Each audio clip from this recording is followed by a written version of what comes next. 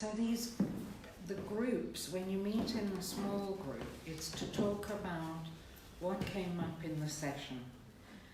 There are members of this course who have been on another course with me where the obligations were to get on with each other and to learn from each other. These are not the rules that we are applying here. It should be a good experience for you to talk about what you understand from what the ideas in the course and how it applies to your life. So as much as you can manage, meeting with people will make a difference to how you participate. And what it's about most of all is how you come to terms to changing some of the things that you do. What I would like is by the end of the course is you really enjoy family life and parenting, and that that a step has been taken, and that if you are left with a more difficult life where you haven't got the possibility of having a completely happy family, but you've got better relationships with your children, that those relationships can still be what you were always aiming for. So for example, with a child where the communication wasn't good to start with, then that then continues to be a problem in your life because of what it means in the child's life. So what I introduced last time is that there are these 3 stages of childhood that have a particular theme, and the theme really goes with the brain development of a child. So that in the first 7 years we can be absolutely sure that the most significant thing we do for a child is what we do. Some of the time we are thinking that we didn't mean to do what we did, we had a different meaning. But the meaning isn't what touched the child, it was the doing. In the second phase of childhood, what is happening in the child's development, together with them waking up to thinking, is that they are making what I experience as great halls of understanding that go into them, so that when they were little, they understood life from a sort of poetic level, where they loved it when you used certain words and you did certain tasks. And when you see a happy child going to bed when they're small, it's about the routine and how they get into bed and how they snuggle and so on, and that's the basis.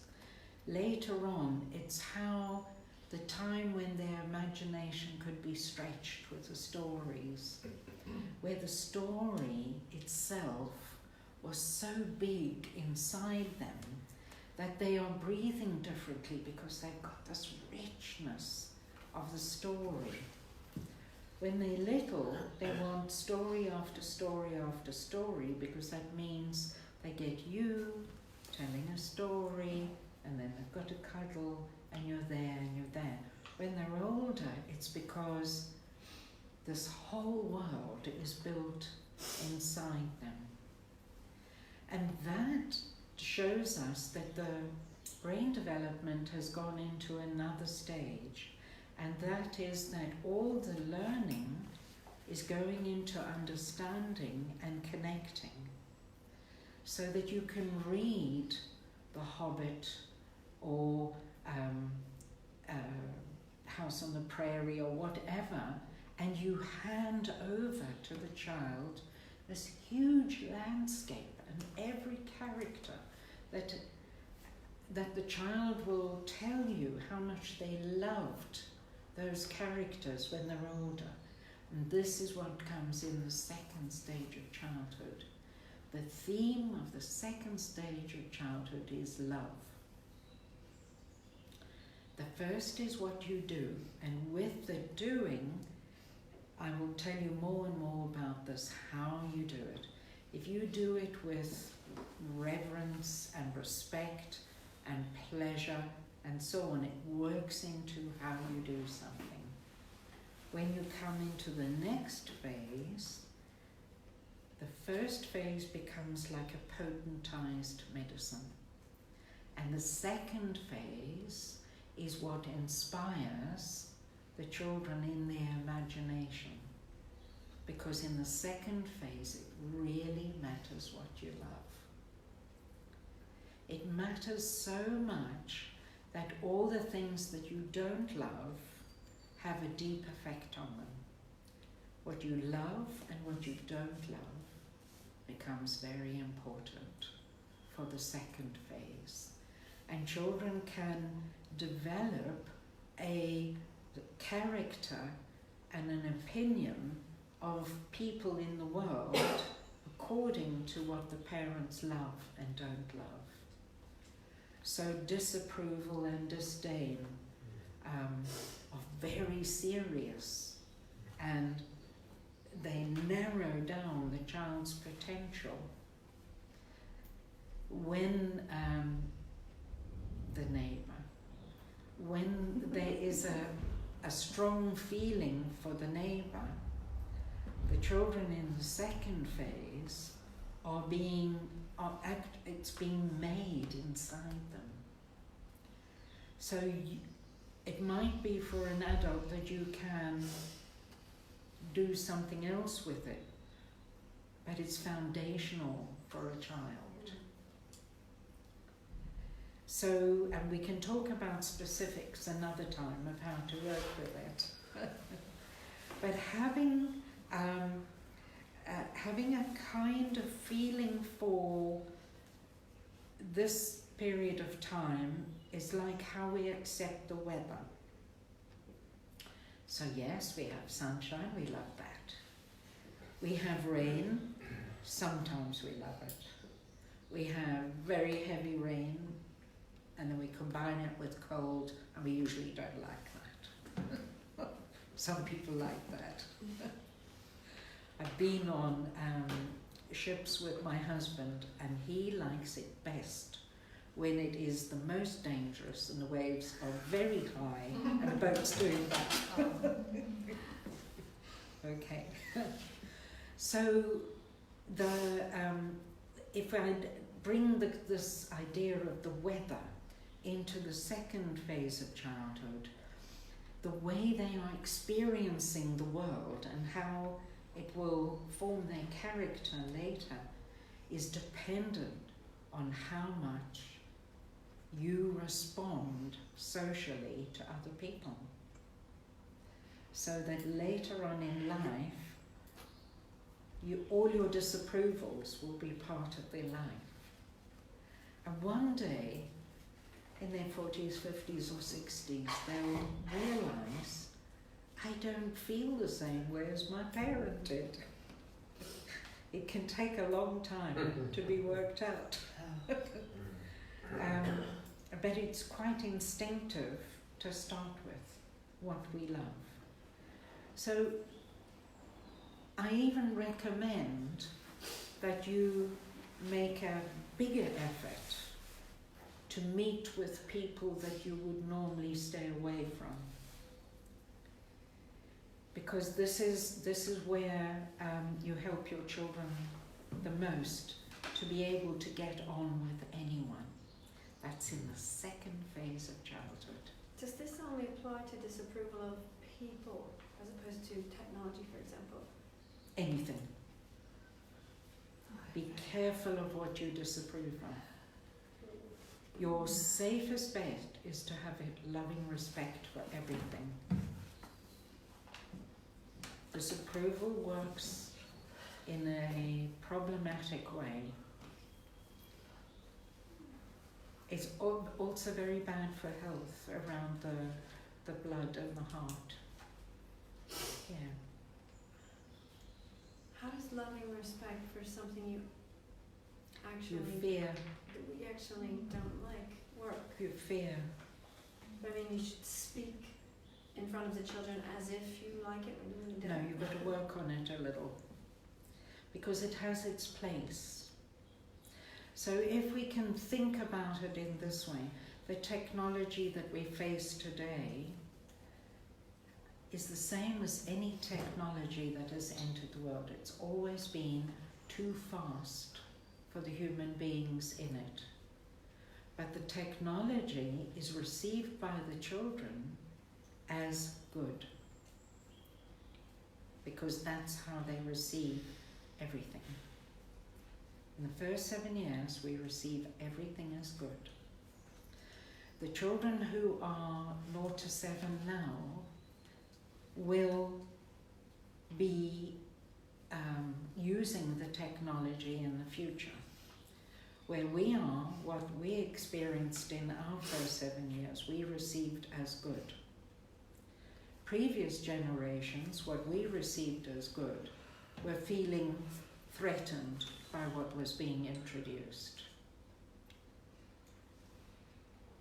The power of technology, if I can just say that now and you can do your homework on it, is always too fast for the people of the time. Or in cities. You know, the problem is that it gets in the way between people. It gets... Yeah. It depends on the technology. Everything of the time got in the way. When weaving was taken over by machines, it got in the way. And the children who came up after the mechanical weaving embraced that as good. You could say the same for reading and writing. Absolutely Because everything. before they used to sit around the fire and tell stories. Everything came too fast for the people of the time. Can I just say what's come up for me as a grandmother? I don't say any grandchildren, but I've got quite a few that are 4 at the moment, but one of them, a little girl, our son is quite cheeky, and he got an Alexa in her bedroom, and Alexa tells her when she can get up. It's okay to get up. And but I said she wanted one. She had a little iPad. I said, "What's Baby Shark?" I keep hearing about Baby Shark. So she showed me it, and then we went, "Alexa, sing Baby Shark." And we were singing and dancing together in her bedroom. We had such fun. So, you know, it's not all bad. She didn't obviously have access to anything dangerous, but it's not all bad. And we had a lot of fun together. Yeah. And so, Sarah, I'll also say 2 things about that, just to help people also understand this. So if Amy was able to bring to her children what she wanted most of all was something that's different to the Alexa in the bedroom, then when she puts her love and enthusiasm into what she brings, that's what her children receive. It's different when we feel fear and horror and disdain for Alexa in the bedroom of someone else. To pass that on to a child in the middle period of childhood, that's causing the harm. So we all make our choices, but sometimes the choices, as you say, are not in your hands. So when you're a grandparent, to disapprove of what the parents are doing with your grandchildren leads you down a very bad path.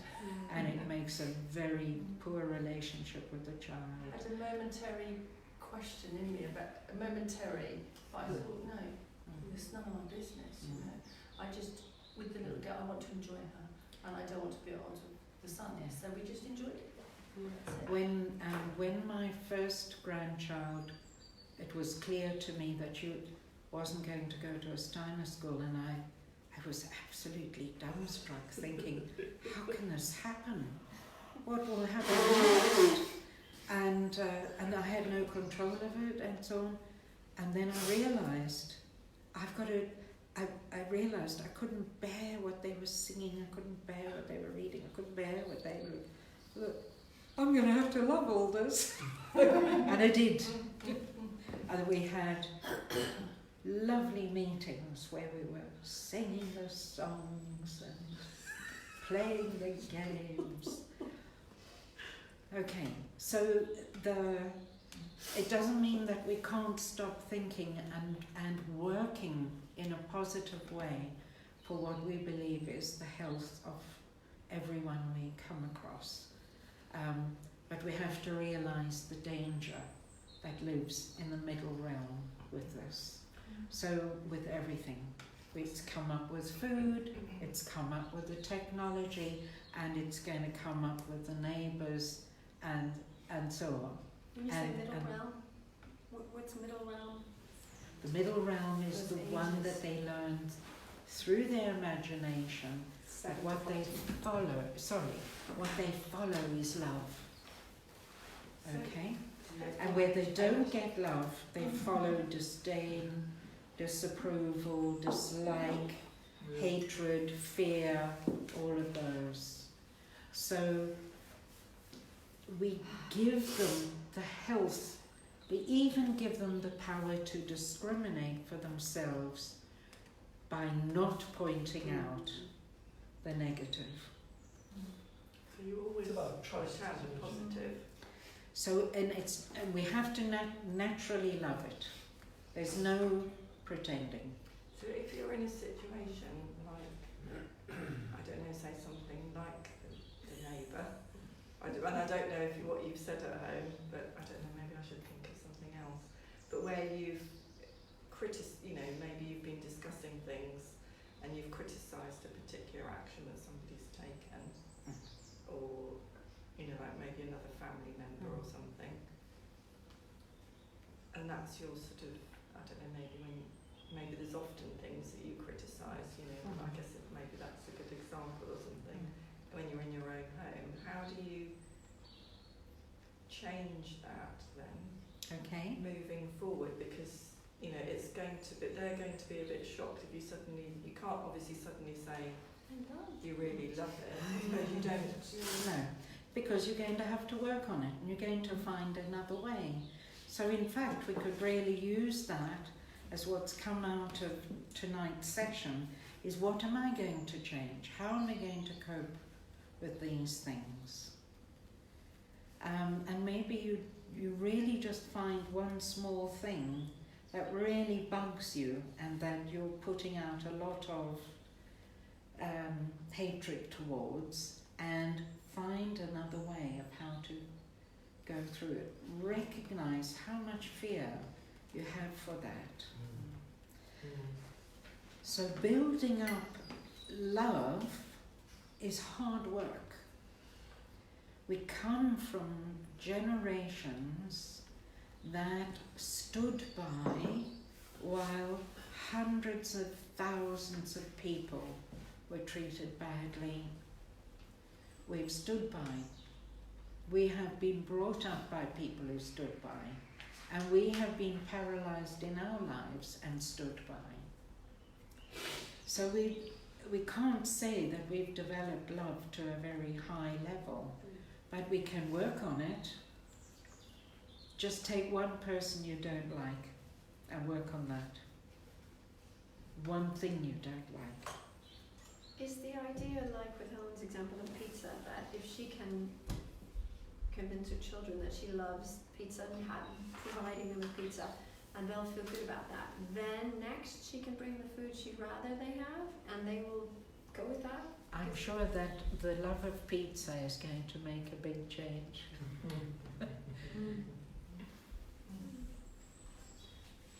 And pizza recipes and...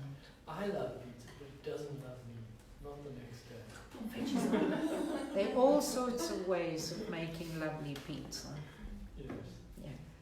And then they'll love their broccoli. And maybe the broccoli's just got to go in the pesto for In a the while. sauce, Yeah. I'm a little bit unsure of the time.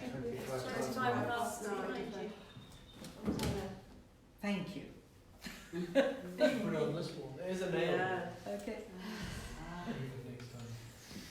Right. So, I like this concept of loving things you don't like. yes, I like that. It works nicely. yes. I did something at the weekend actually because where Hannah wasn't up in Northamptonshire at the weekend and riding, and she really didn't want one of the other girls to ride her pony because the other girl was difficult about Hannah riding her pony.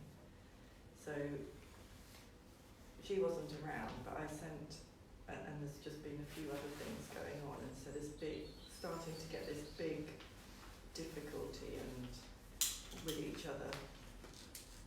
And we've got a little WhatsApp group to just coordinate when they're going to go to the stables, and one of them said, oh, my daughter's going on Saturday and Sunday, what are you doing? So I just sent a message saying, Hannah's away this weekend, so if anybody wants to exercise the pony, it would be really helpful.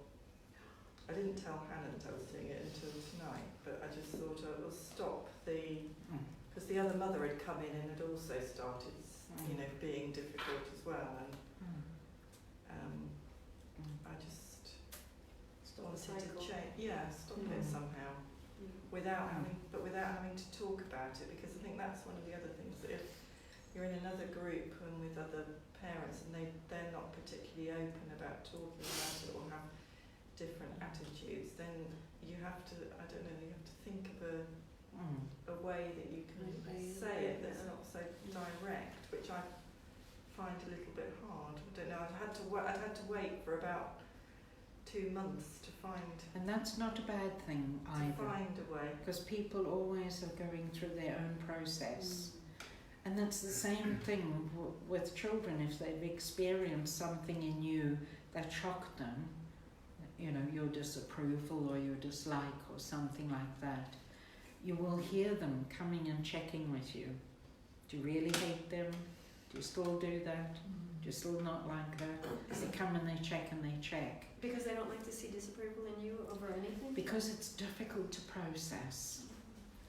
With your imagination, you've got to take these lumps into you. And what they're trying to do in the second phase of childhood is make their own judgment between what's good for them and what's not good for them. And by us telling them what's not good for them, destroys their ability to discern. But what do you do if they're off vaping at 12 years old? They would only do that If you're doing it. with and fall for it if they disconnected. So we do know that connection is the best protection. Can you tell a parent? Yes. And family engagement. So I'd like, if you want to read further on that, read Gabor Mate and Gordon Neufeld. I've got it, you can. Hang on to your kids. Hang on to your kids. So we should end there. So we don't get them to stop vaping by disapproving of vaping. That's right. That's your You pull out your the own. one thing. This whole concept has left me like completely Because they are flabbergasted. imitating. If they are, this is the whole thing with the small child. What is the world and how can I be it? And then the next phase, what is the world and how can I love it? That includes vaping, tattoos, body piercing, whatever you like. I remember a mother coming to me about some pop star that was, I said, you're going to have to listen to the tunes. Oh, I'm going to do that. Okay, right, well, disconnect then.